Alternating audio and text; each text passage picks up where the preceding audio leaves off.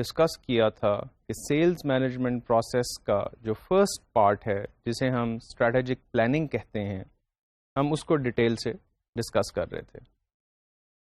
یہاں پر ہم نے 3 چیزوں کو ڈسکس کیا تھا کہ اسٹریٹجک پلاننگ ہوتی کیا ہے، اور ہم نے یہ کہا تھا کہ strategic planning is the process of finding a strategic fit between the organization's resources and the opportunities in the market to achieve its objectives. ہم نے یہ بھی کہا تھا کہ کسی بھی آرگنائزیشن کے لیے اسٹریٹجک پلاننگ بہت ڈیفیکلٹ پارٹ ہوتا ہے، اور آرگنائزیشن یہاں پہ بہت زیادہ ٹائم اسپینڈ کرتی ہیں. اور اس اسٹریٹجک پلاننگ کے نتیجے میں کوئی بھی آرگنائزیشن 3 چیزیں کرتی ہے. وہ اپنا مشن ڈیفائن کرتی ہے، وہ فنکشنل گولز بناتی ہے، اور پھر وہ فنکشنل اسٹریٹجیز بناتی ہے. ہم نے مشن کو ڈیٹیل سے ڈسکس کیا تھا کہ کسی بھی آرگنائزیشن کا مشن اسپیسیفک ہونا چاہیے، مشن کو ریئلسٹک ہونا چاہیے، مشن کو موٹیویٹنگ ہونا چاہیے، اور اس کے علاوہ یہ کہ مشن کو پروڈکٹ اورینٹڈ نہیں بلکہ مارکیٹ اورینٹڈ ہونا چاہیے.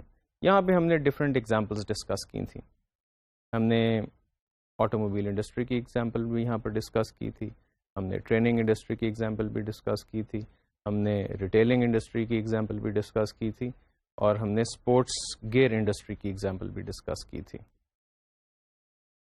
مشن ڈیفائن کرنے کے بعد آرگنائزیشن اپنے گولز ڈیفائن کرتی ہے، اور پھر ان گولز کو ایک ہائر لیول سے، کارپوریٹ لیول سے اس کو ڈپارٹمنٹل لیولز تک لے جایا جاتا ہے. ڈپارٹمنٹل لیولز کے بعد ان گولز کو انڈیویجول لیول کے اوپر فریم کیا جاتا ہے. اور سیلز کے کیس میں ہمیں یہ گولز ایریا وائز بنانے پڑتے ہیں، یہ گولز ہمیں سیلز مینیجرز وائز بنانے پڑتے ہیں، اور سیلز مینیجر کے نیچے پھر جتنی بھی سیلز فورس ہوتی ہے ان کے لیول پہ ہمیں گولز بنانے پڑتے ہیں.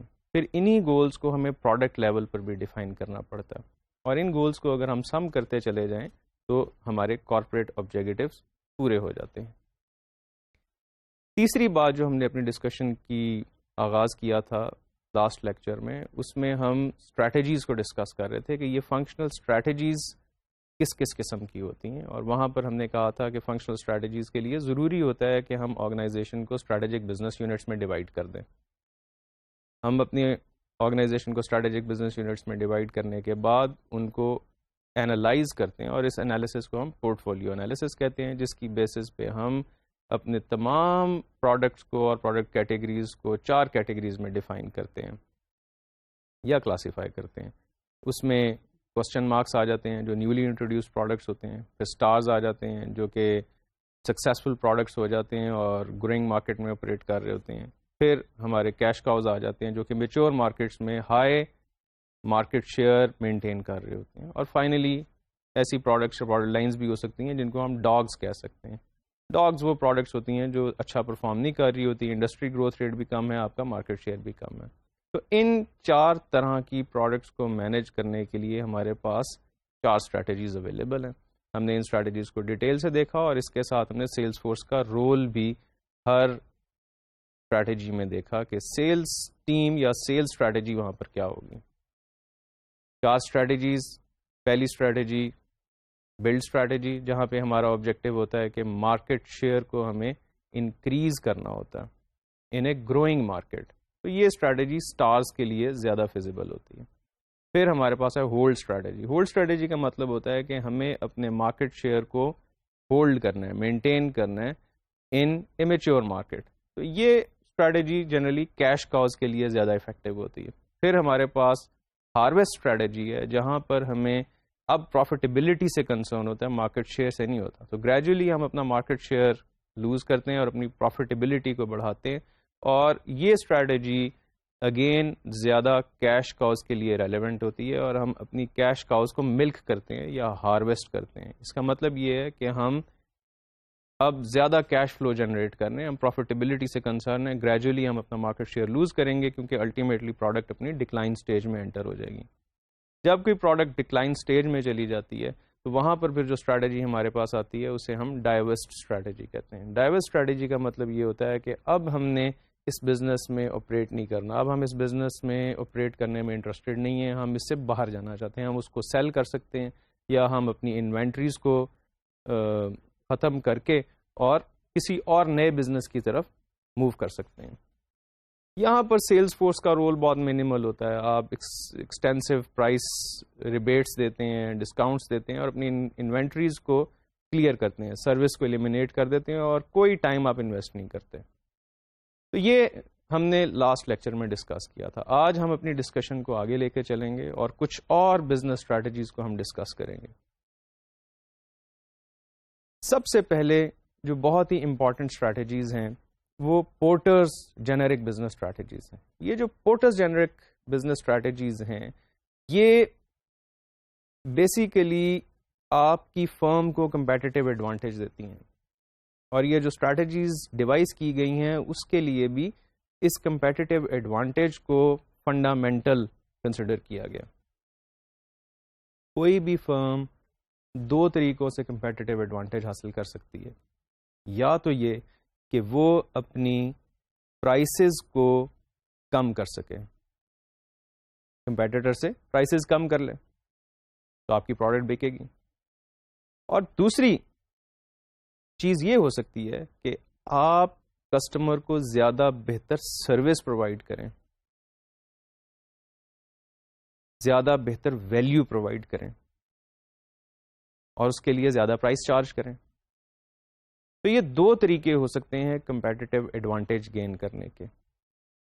ایک تیسری ڈائمینشن ان اسٹریٹجیز کی ہے کہ آپ کی ٹارگٹ مارکیٹ کا سائز کیا ہوگا. آپ کی ٹارگٹ مارکیٹ بڑی ہو سکتی ہے, درمیانی ہو سکتی ہے یا چھوٹی ہو سکتی ہے. تو ان ٹارگٹ مارکیٹ کی سائز اور کیا آپ پرائس کی بیس کے اوپر ایڈوانٹیج لیں گے یا نان پرائس بینیفٹس یا سپیریئر ویلیو کوالٹی وغیرہ اس کے اوپر ایڈوانٹیج لیں گے. تو تین بزنس اسٹریٹجیز پورٹر نے سجیسٹ کی. پہلی اسٹریٹجی ہے لو کاسٹ اسٹریٹجی, دوسری اسٹریٹجی ہے ڈفرینسیشن اسٹریٹجی, اور تیسری اسٹریٹجی ہے نیش اسٹریٹجی اور نیش مارکیٹنگ اسٹریٹجی بھی اس کو کہہ سکتے ہیں. سب سے پہلے ہم بات کرتے ہیں لو کاسٹ اسٹریٹجی کی.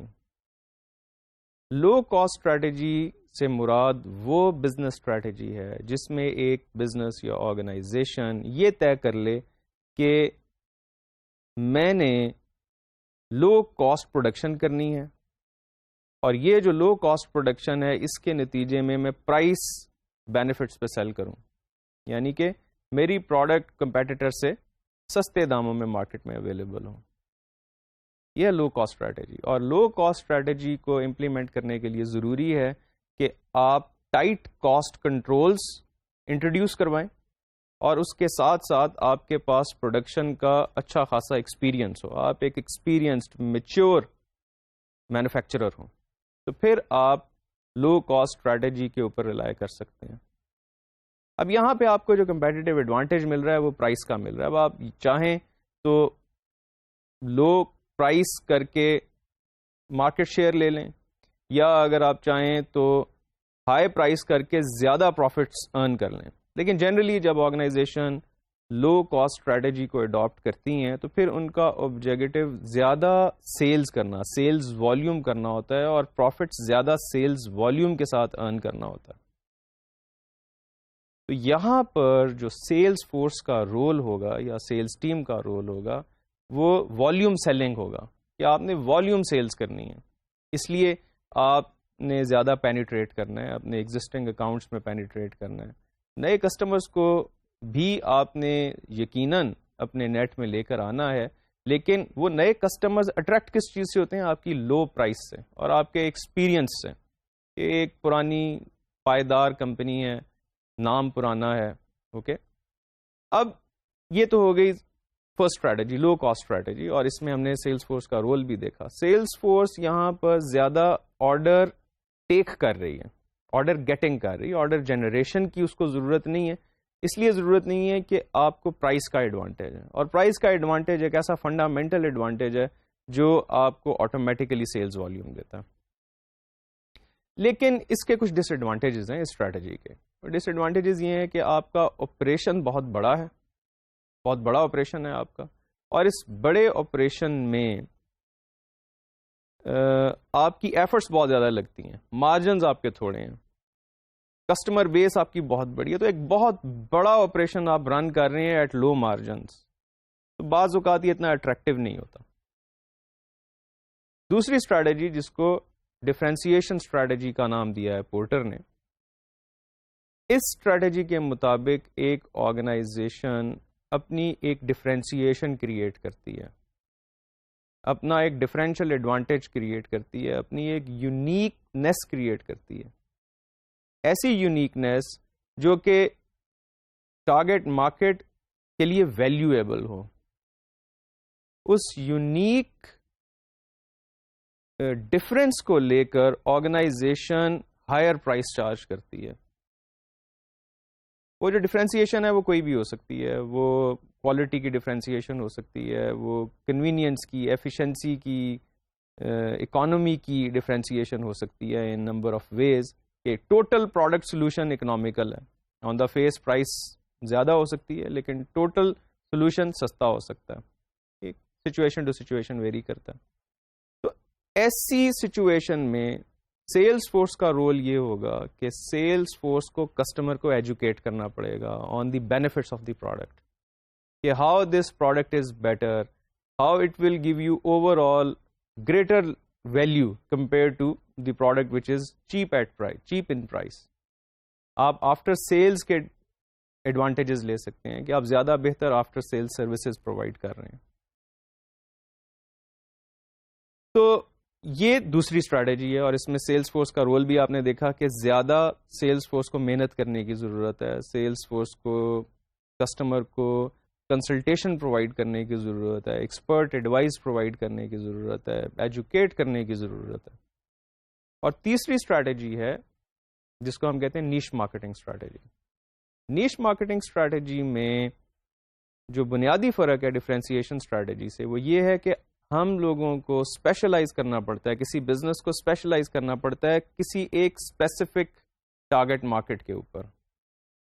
جب ہم ڈفرینسیشن کی بات کرتے ہیں تو ڈفرینسیشن مختلف اور بڑی مارکیٹ سیگمنٹ کی بات کر رہے ہوتے ہیں کہ ہمارا کسٹمر اس میں اس کی جو بیس ہے وہ بڑی ہے، لیکن نیش میں ایک بہت چھوٹی مارکیٹ ہے جس کو ہم سروس کر رہے ہیں اور اس کی ہم نیڈز کو بہت بہتر طریقے سے انڈرسٹینڈ کر رہے ہیں.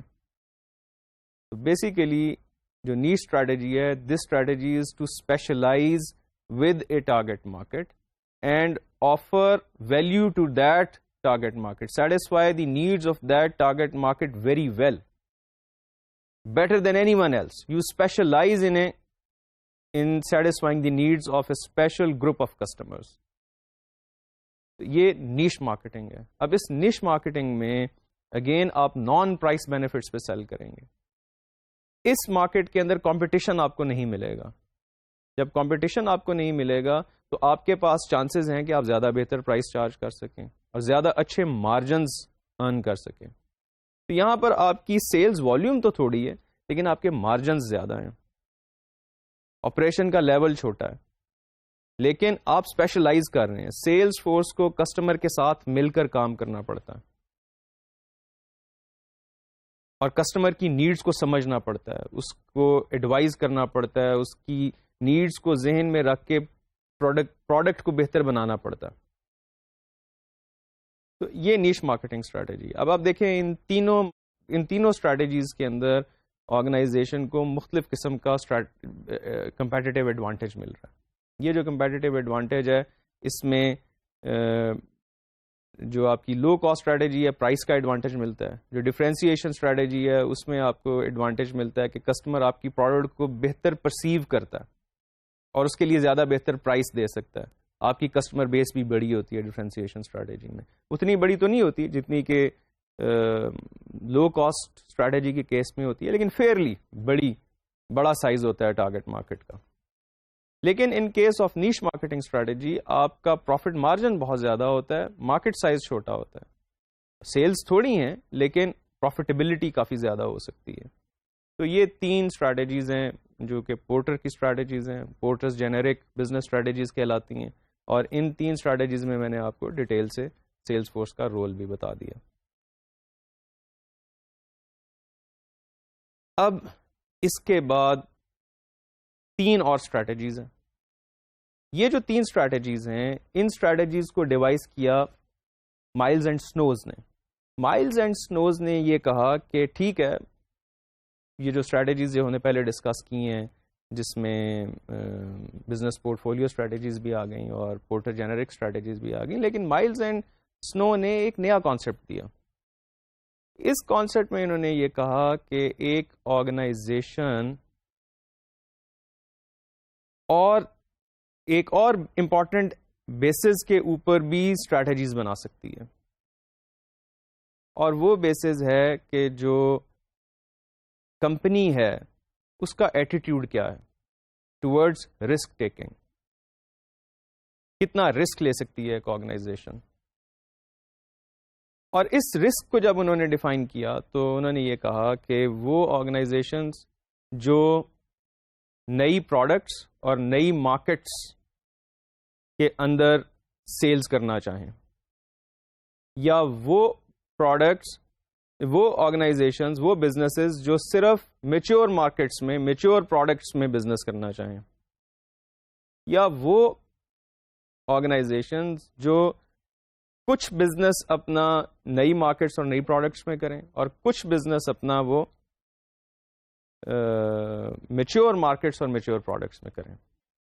تو اس بیسس پہ انہوں نے یہ کہا کہ آرگنائزیشنز ہیں جن کا رسک ٹیکنگ ایٹیٹیوڈ بہت زیادہ ہے, اور آرگنائزیشنز ہیں جن کا رسک ٹیکنگ ایٹیٹیوڈ ماڈریٹ ہے, درمیانہ ہے, اور ایسی آرگنائزیشنز ہیں جن کا رسک ٹیکنگ ایٹیٹیوڈ جو ہے وہ بالکل کم ہے, لو رسک ٹیکنگ ایٹیٹیوڈ. تو یہ 3 کیٹیگریز انہوں نے بنائی آرگنائزیشنز کی, اور ان آرگنائزیشن کو انہوں نے کہا سب سے پہلے پراسپیکٹرز, ایسی آرگنائزیشنز جو نئی پروڈکٹس اور نئی مارکیٹس میں ڈیل کریں. پھر انہوں نے کہا ڈیفینڈرز, ایسی پروڈکٹس جو صرف میچور پروڈکٹس اور میچور مارکیٹس میں ڈیل کریں. اور پھر انہوں نے کہا کہ ایسی آرگنائزیشنز جو سلیکٹیولی نئی پروڈکٹس اور نئی مارکیٹس میں آپریٹ کریں اور اسٹرانگ ہولڈ اپنا کریں میچور پروڈکٹس اور میچور مارکیٹس میں. ان کو انہوں نے کہا کہ یہ ہیں اینالائزرس. تو 3 طرح کی آرگنائزیشن اور 3 طرح کی اسٹریٹجیز, سب سے پہلے پراسپیکٹرز, دین ڈیفینڈرز اینڈ دین اینالائزرس. یہ 3 طرح کی آرگنائزیشنز اپنے رسک ایٹیٹیوڈ کے بیسس کے اوپر اسٹریٹجیز 3 طرح کی بناتی ہیں. جیسے جو پراسپیکٹرز ہیں ان کی اسٹریٹجی بڑی کلیئر ہے کہ ان کا جو کمپیٹیٹیو ایڈوانٹیج ہے it comes from their innovativeness, their dearness to enter into new markets. نئی مارکیٹس میں جائیں, گلوبلی ایکسپینڈ کریں, نئے ایریاز میں جائیں, اپنے بزنس کو ایکسپینڈ کرتے چلے جائیں اور نئی سے نئی پروڈکٹس لے کے آتے جائیں, انوویشن کرتے چلے جائیں. یہ ہیں پراسپیکٹرز. ڈیفینڈرز وہ ہیں جو بڑے کیئرفل ہیں, وہ کہتے ہیں کہ نہیں, جو ہماری میچور مارکیٹس ہیں اور میچور پروڈکٹس ہیں صرف انہی میں ہم آپریٹ کریں گے. اور جو ہمارے اینالائزرز ہیں وہ اپرچونٹی کا بہتر فائدہ اٹھاتے ہیں, لیکن سلیکٹیولی اپنی کمپیٹنسیز کو دیکھتے ہوئے, اپنے ریسورسز کو دیکھتے ہوئے وہ بڑا کیئرفل انالیسس کر کے ڈیسیژن لیتے ہیں کہ ہمیں کس نئی مارکیٹ اور نئی پروڈکٹ کیٹیگری میں جانا چاہیے. اور اپنی کچھ جو بزنسز ہیں جن کے اندر وہ بہت اسٹرانگ ہیں اور وہ میچور مارکیٹس ہیں اور میچور پروڈکٹس ہیں, وہاں پر وہ اپنے آپ کو اپنے اسٹرانگ ہولڈ کو مینٹین کرتے ہیں. تو ان تینوں اسٹریٹجیز میں اگین اگر آپ سیلز ٹیم کا رول دیکھیں تو اس کو آپ کمپیئر کر سکتے ہیں پورٹ فولیو اسٹریٹجیز کے ساتھ. جیسے پورٹ فولیو اسٹریٹجیز میں ہمیں اگر گرو کرنا ہے تو ہمیں بلڈ اسٹریٹجی کو یوز کرنا ہے, اگر ہم نے اپنے مارکیٹ شیئر کو مینٹین کرنا ہے تو ہمیں ہولڈ اسٹریٹجی کو یوز کرنا ہے, اور اگر ہم نے اپنے بزنس کو ملک کرنا ہے, ہارویسٹ کرنا ہے, اپنے پروفیٹیبلٹی پہ ہمیں فوکس کرنا ہے تو پھر ہمیں ہارویسٹ اسٹریٹجی کو یوز کرنا ہے.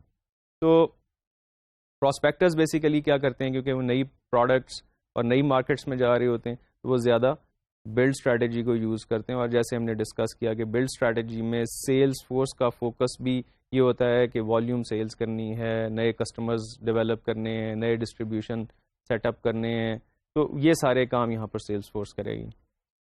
ڈیفینڈرز کے کیس میں کیا ہے کہ ہمیں اپنا مارکیٹ شیئر مینٹین کرنا ہے, ہمیں اپنی پوزیشن کو ہولڈ کرنا ہے میچیور مارکیٹ میں. تو بیسیکلی یہ اسٹریٹجی ہولڈ اسٹریٹجی ہے. اس ہولڈ اسٹریٹجی میں بھی سیلس فورس کا رول بڑا کلیئر ہے, ہم نے اس کو بڑی ڈیٹیل سے پہلے بھی ڈسکس کی ہے کہ یہاں پر سیلس ٹیم کا فوکس جو ہوگا وہ اس چیز کے اوپر ہوگا کہ ہم جو ہمارے ایگزسٹنگ کسٹمرز ہیں ان کو سروس بہتر دیں, اور ٹارگیٹڈ نئے کسٹمرز کو ہم فوکس کریں, اور ٹارگیٹڈ نئے کسٹمرز کو جو ہے ہم اپروچ کریں تاکہ ان کو ہم اپنے ریگولر کسٹمرز میں یا لائل کسٹمرز میں ہم کنورٹ کر سکیں. اپنی ایفرٹس کو ہم ضائع نہیں کریں گے, ہم بڑا فوکس ہو کر چلیں گے.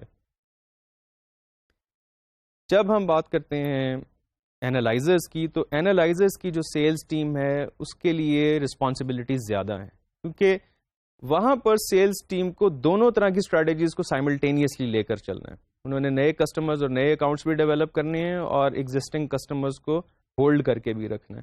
تو بعض کیسز میں نئے کسٹمرز کی پراسپیکٹنگ ہو رہی ہے, وہاں پر ڈسٹریبیوشن کو بھی بڑھانے کی کوشش ہو رہی ہے, مارکیٹ پینیٹریشن بھی کی جا رہی ہے, اور کچھ کیسز میں کچھ پروڈکٹس کے ساتھ سلیکٹیولی آپ کو اپنے کسٹمرز کو وزٹ کرنا ہے, انہیں اچھی سروسز دینی ہے, اور سلیکٹیو نئے کسٹمرز کو, ٹارگیٹڈ نئے پراسپیکٹس کو آپ نے اپروچ کرنا ہے. So this is difficult to manage as far as Salesforce strategy is concerned.